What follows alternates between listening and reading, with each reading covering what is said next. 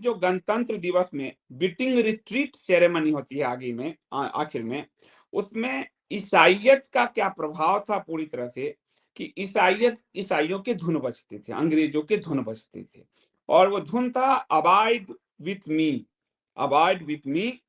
और ये धुन कहा गया कि गांधी को बहुत प्रिय है, इसलिए उसको रखा गया। यानी ब्रिटेन की पूरी मालकियत को भारत के हर चीज में पिरोकर रखा गया। हम भारत के लोग उसके उपनिवेश हैं, ये हर तरह से हर साल हमें बताया गया।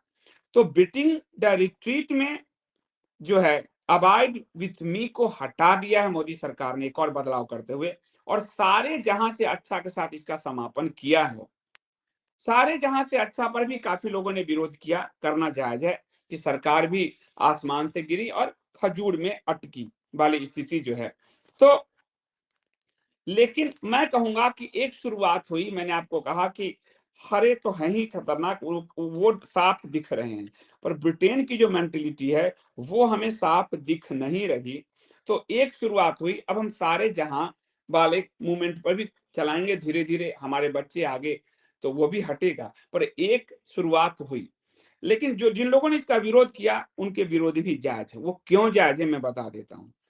जो सारे जहां से अच्छा को लिखने वाले शायर थे मोहम्मद इकबाल, वो आपको उनकी हिस्ट्री मैंने इस पुस्तक में दी है अपने, मोहम्मद इकबाल।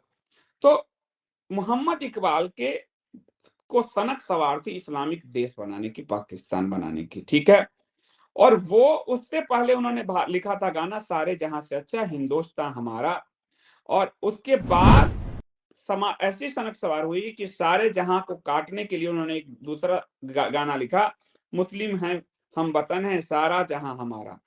तो उसमें अखिल पैन इस्लामिक मूवमेंट को उन्होंने कि पूरी दुनिया पे हम कब्जा करेंगे, ये इकबाल की सोच थी कि पूरी दुनिया एक दिन हरा हरा हो जाएगी, और इस हरे की शुरुआत भारत को तोड़कर करते हैं, ये इकबाल की सोच थी। और इकबाल ने सारे जहां से अच्छा हिंदुस्तान हमारा को कब्र में डाल दिया, और फिर उसने जो गाना लिखा वो मुस्लिम हैं हम वतन है सारा जहां हमारा। यानी जिसको इकबाल ने कूड़े में डाला उसे भारत की सरकारें सर पे उठाई घूमती रही, और भारत की जनता भी, और भारत के स्कूल कॉलेज में भी, ठीक है। मोहम्मद जो ये मोहम्मद इकबाल है वो पाकिस्तान के वैचारिक जन्मदाता हैं। दिसंबर 1930 में इलाहाबाद में मुस्लिम लीग की अध्यक्षता करते हुए मोहम्मद इकबाल ने मजहब के आधार पर भारत को तोड़कर अलग मुस्लिम राष्ट्र के निर्माण की रूपरेखा प्रस्तुत की थी दिसंबर 1930 में। ये उस आदमी का लिखा है ये सारे जहां, ठीक है। और उन्होंने जो कहा इन्वर्टेड कॉमा में, मुसलमानों की मांग है कि भारत के अंदर एक मुसलमान भारत बने। पूरी तरह से औचित्यपूर्ण है ये मांग।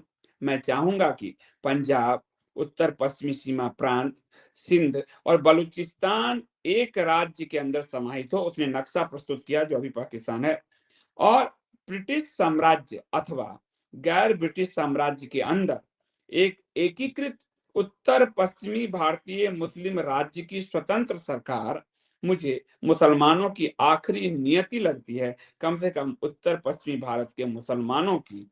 और जो रहमत अली ने पाकिस्तान शब्द का निर्माण किया था 1933 में। तो उससे पहले 1930 में ये मोहम्मद इकबाल ये नक्शा प्रस्तुत कर चुके थे। तो मोहम्मद इकबाल वैचारिक जन्मदाता हैं। पाकिस्तान के सर सैयद अहमद खां, जिन्ना, मोहम्मद इकबाल और रहमत अली, ये चार नाम आपको याद रखने पड़ेंगे।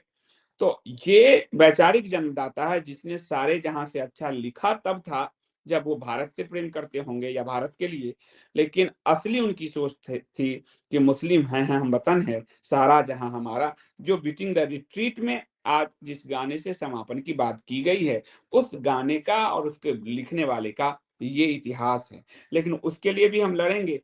फिलहाल तो हमारे लिए एक अच्छी खबर यही है कि ईसाइयत जो बीटिंग रिट्रीट पे हावी था महात्मा गांधी का के नाम पर, वो मोदी सरकार ने उसको हटाया, और हटाकर जो है अबाइड विथ मी जो है अबाइड विथ मी को हटा दिया। इसका भी हम स्वागत करते हैं।